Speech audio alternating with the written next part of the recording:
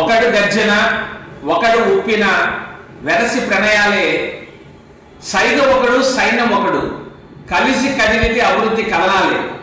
నారా చంద్రబాబు నాయుడు గారు, నారా లోకేష్ గారు కలిసి కదిలినదే చారిత్రాత్మకమైన ప్రపంచ దిగ్గజ సంస్థ గూగుల్ తన డేటా సెంటర్ను విశాఖపట్నం నగరంలో దాదాపు 1,30,000 కోట్ల రూపాయలతో గతంలో భారతదేశంలో ఏ విదేశీ ప్రత్యక్ష పెట్టుబడి పెట్టనంత స్థాయిలో నెలకొల్పబోతుంది.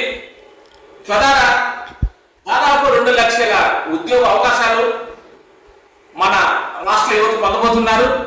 అలాగే రాష్ట్ర వార్షిక ఆదాయం దాదాపు 1000 కోట్లు ఈ గూగుల్ డేటా సెంటర్ ద్వారా సమకూరబోతుంది.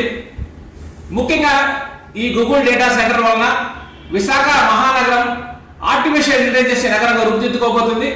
అలాగే గ్లోబల్ కనెక్టివిటీ, ఈ డేటా సెంటర్ వలన వివిధ దేశాలతో గ్లోబల్ కనెక్టివిటీ కూడా మన విశాఖ నగరానికి ఏర్పడిపోతుంది. భారతదేశంలోని రాష్ట్రాలన్నీ కూడా చంద్రబాబు నాయుడు యొక్క సమర్థత నాయకత్వం వైపు ఆసక్తిగా గమనిస్తున్నాయి. ముఖ్యంగా మహా టెక్ దిగ్గజ సంస్థలను మన రాష్ట్రాన్ని తీసుకురావడంలో టీసీఎస్, యాక్సెంచర్, కాగ్నిజెంట్, సిఫీ లాంటి అనేకమైన సంస్థలను దాదాపు 6 లక్షల కోట్ల పెట్టుబడితో మన రాష్ట్ర ముఖ చిత్రాన్ని మార్చగల అభివృద్ధి దిశగా దూసుకు వెళ్తున్న నారా చంద్రబాబు నాయుడు గారి ఆలోచనలు, పరిపాలన సామర్థ్యం, ముఖ్యంగా గతంలో హైదరాబాద్ మైక్రోసాఫ్ట్ తీసుకురావడం వల్ల రాష్ట్రాన్ని రూపురేఖలు మార్చారు. నేడు ఈ నవేంద్రప్రదేశ్ కు ఈ గూగుల్ డేటా సెంటర్ వలన కూడా రాష్ట్రం సర్వతోముఖాభివృద్ధి చెందుతుందని, ఇటువంటి సమర్థత గల నాయకత్వం మన రాష్ట్రానికి దక్కడం మన ఆంధ్రప్రదేశ్ ప్రజలందరూ కూడా ఎంతో గర్వించదగ్గ విషయం. ముఖ్యంగా ఇటువంటి గూగుల్ సెంటర్లు ఒక ఆంధ్రప్రదేశ్ రాష్ట్ర అభివృద్ధికే కాదు, భారతదేశ డిజిటల్ ఆర్థిక వ్యవస్థ కూడా పునాది లాంటిది.